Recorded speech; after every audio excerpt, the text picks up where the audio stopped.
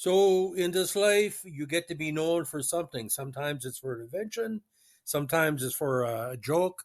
But this guy was no joke, even though his invention has changed baseball ever since he created it.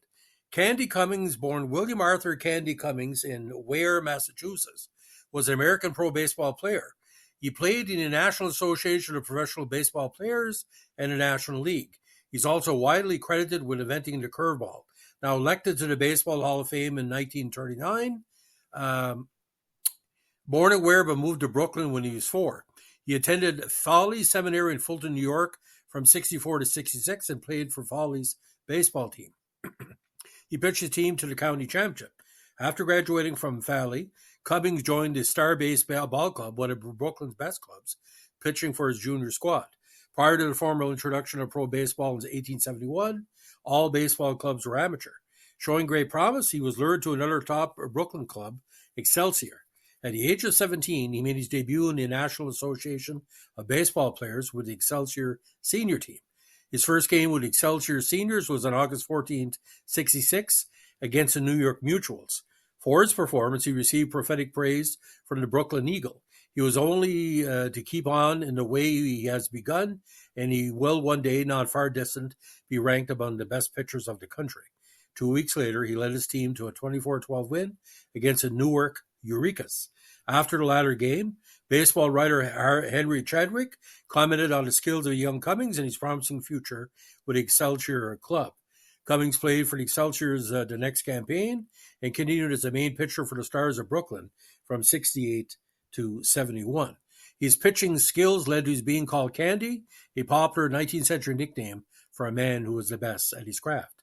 Now, only 5'9" and 120, he compiled a 145 and 94 career record and a 2.42 earned run average while playing for 5 different pro teams from 1872 to 1877. Between his 72 and 75, he pitched in the National Association of Professional Baseball Players with the New York Mutuals, Baltimore Canaries, Philadelphia White Stockings, and Hartford Dark Blues. Cummings won 63.63% of his games over his 4 NA seasons. In 1876, when the NL was founded, he was still with the Hartford Club, which was one of the league's founders, and compiled a 16-8 record. In December 1876, he signed with a semi-pro club in Lynn, Massachusetts, the Live Oaks, to pitch and manage the club in 1877. He represented the Live Oaks at a convention that founded the International Association for Pro Baseball Players and was elected the association's first president.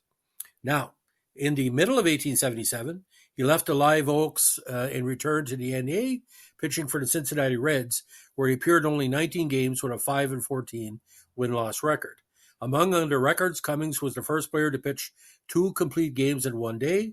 September 9th, 1876, when he bet the Red Stockings twice, 14-4 and 8-4. Now, the inventor of the curveball by many historians, in his biography of Cummings, published in 2022, Stephen Katz provides proof. According to Cummings, he discovered the idea of the curveball while studying the movement seashells made when thrown. After noticing this movement, he began trying to make a baseball move the same way and thus created the new pitch. Cummings pitched a curveball underhand, as required by the rules of the NABBP, but with a twist and snap of the wrist, which was illegal under rules of the National Association of Baseball Players. Those rules required the pitcher to deliver pitches with a straight arm, swinging perpendicularly by his side. But the rules were progressively relaxed so as to permit the arm and wrist motion that were necessary for pitching the curveball. Now, Cummings first used it in competition while pitching for Excelsior, the game on October 7, 1867, against Harvard College. He will later recall from that game, a surge of joy flooded over me that I shall never forget. I felt like shouting out that made a ball curve.